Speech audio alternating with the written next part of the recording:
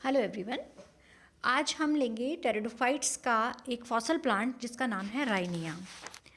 Rhynia एक बहुत ही important plant है और इससे हम फॉसल्स को इजीली समझ सकते हैं। फॉसल्स यानी कि जीवाश्म जो होते हैं, हमें पता है जीवाश्म आज के परिवेश में उपस्थित नहीं होते हैं और वो कई वर्षों कई सदियों पूर्व रहे होंगे, जो आज हमें किसी न किसी रूप में किसी जैसे फॉसलाइजेशन की किसी विधि के द्वारा हमारे सामने आज हैं।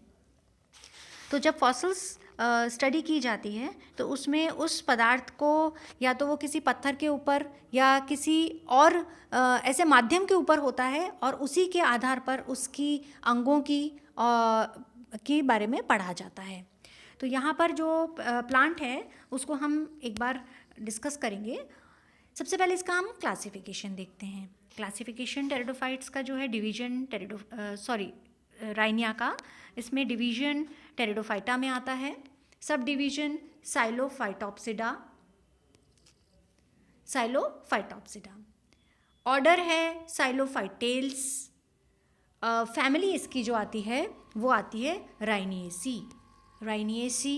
और मेंबर अपन जो कर रहे हैं जीनस जो है वो है राइनिया।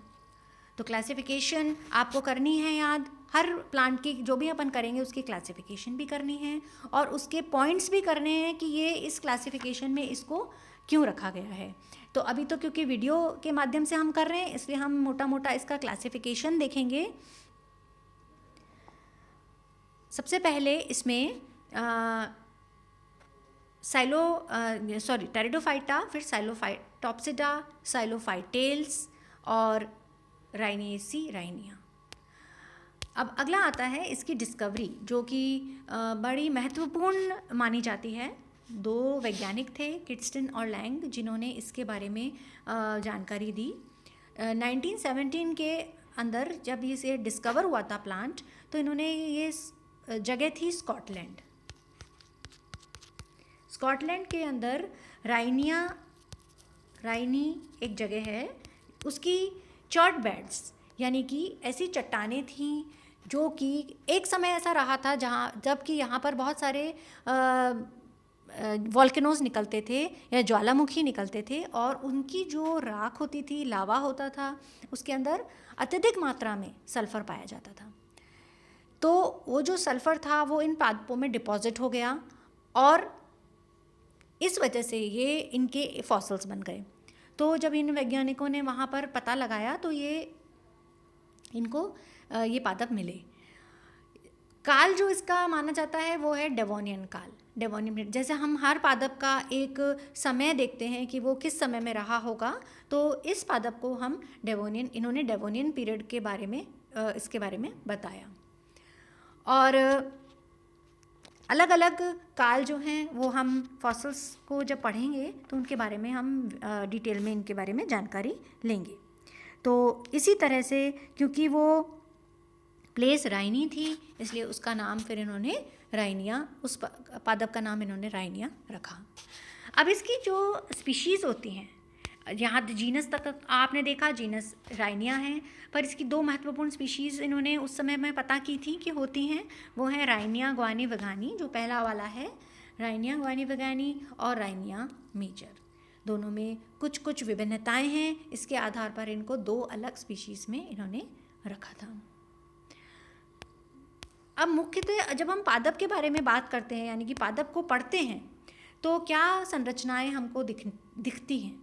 देखिए, सबसे पहले जो स्टेम की बात करें हम यहाँ पर, तो कोई भी पादप होता है उसमें यहाँ पर ये जो संरचना दिख रही है ये इसकी राइजोम है। राइजोम को हम प्रकंद कहते हैं, जो कि भूमिगत भाग होता है, और इसी पे से एरियल ब्रांचेस ये निकल रही हैं। एरियल ब्रांचेस मतलब होती हैं जो वायवीय भाग में जो ब्रांचेस निकली रहती हैं उनको हम एरियल ब्रांचेस कहते हैं। तो ये दोनों ही जो क्षेत्र हैं वो के होते हैं, और पूरी तने में आप देखिए एक भी आपको पत्ती नहीं दिख रही है, यानी कि ये जो प्लांट है वो लीफलेस प्लांट रहा होगा। और इसलिए मुख्य कार्य जो है पत्ती का, जो प्रकाश संश्लेषण का कार्य है, वो इसकी जो तने का जब हम काट देखेंगे अगले वीडियो में, तो उसमें ये दिखाया गया है कि तने की जो कोशिकाएं होती हैं उनमें प्रकाश संश्लेषण का कार्य वो करती हैं। अब इसका आप टिप देखिए, ब्रांचेस का जो टिप है, टिप मतलब जो शीर्ष है उस भाग को देखिए। ये शीर्ष जो भाग है, नीचे वाले भाग में भी आपको डाइकोटोमस ब्रांचिंग दिख रही है, यानी कि द्विशाखन दिख रहा है। इसको बोलते हैं अपन डाइकोटोमस ब्रांचिंग, यानी कि द्विभाजी शाखित प्रकार। ऊपर वाले में भी देख रही है, दो भागों में डिवाइड हो रहा है। तो ऐसे पूरा सभी पादप के जो ऊपर वाले भाग हैं वो दो में आगे जाके डिवाइड होते जाते हैं। इस प्रकार इस तरह के जो पादप होते हैं उनके अंदर डाइकोटोमस ब्रांचिंग होती है। और डाइकोटोमस ब्रांचिंग होने के बाद शीर्ष जो है इसका, वहाँ पर आपको एक अलग तरह की संरचना दिख रही है। यहाँ पर ये है इसकी स्पोरेंजिया, स्पोरेंजिया यानी कि बीजाणु धानियाँ, जिनके अंदर बीजाणु होते हैं और ये मुख्य कार्य इनका जनन होता है।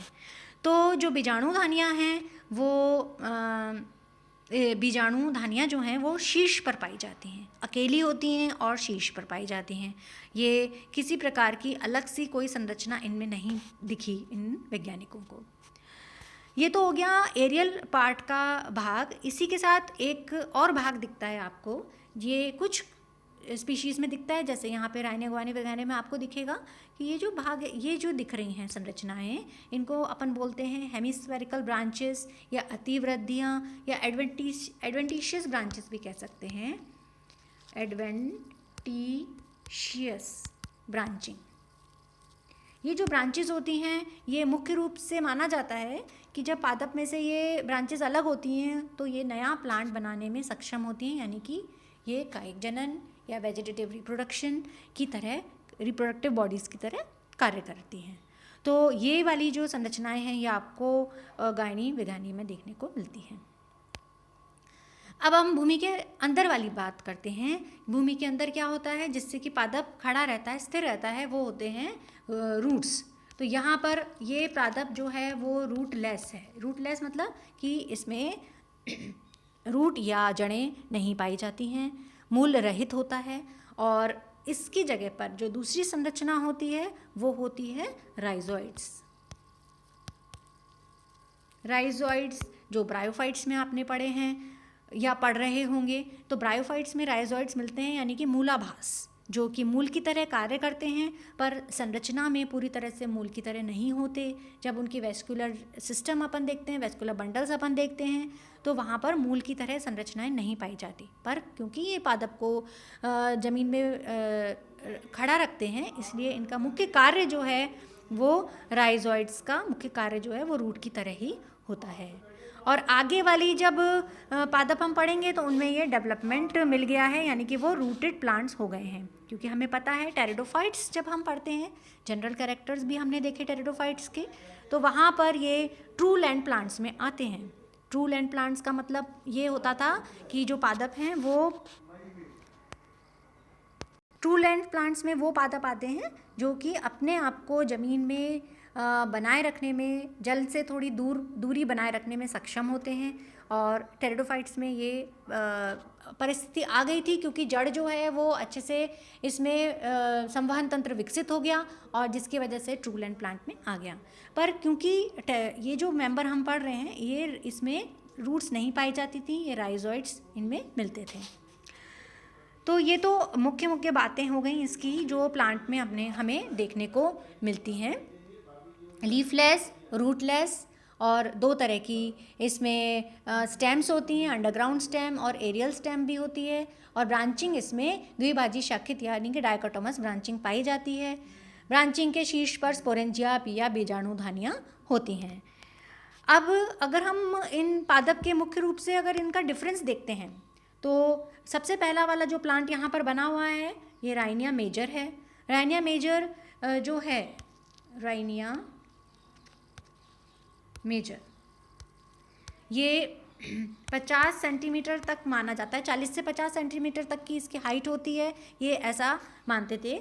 और राइनिया जो है, गुआनी विगानी जो है वो करीब 20 सेंटीमीटर तक इसकी हाइट रही होगी। तो लंबाई में अंतर आ गया, तो मेजर वाला जो है वो लंबा होता है, पादप होते रहे होंगे, और गायनी वैज्ञानिक जो है वो छोटे होते हैं। तो एक तो पहला डिफरेंस ये हो गया।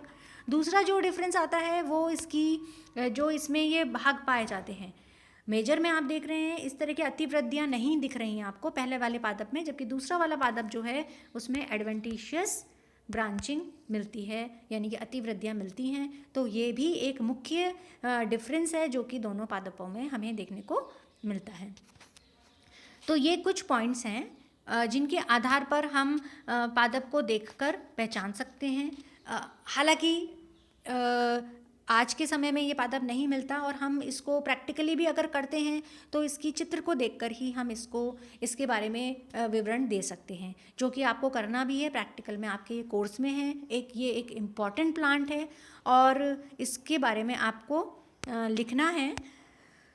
तो इन मुख्य बिंदुओं से हम इस प्लांट को डिस्क्राइब कर सकते हैं। मॉर्फोलॉजिकली है ये। अभी हम दूसरा वीडियो में इसके एनाटॉमिकल पार्ट देखेंगे, स्पोरेंजिया के बारे में देखेंगे, और मुख्य जो और बातें हैं इसकी वो हम अगले वीडियो में पढ़ेंगे।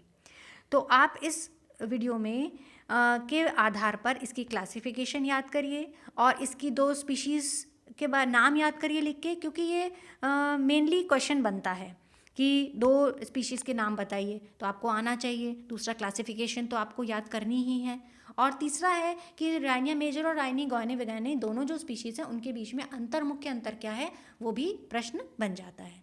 तो इसको अच्छे से आप पढ़िए।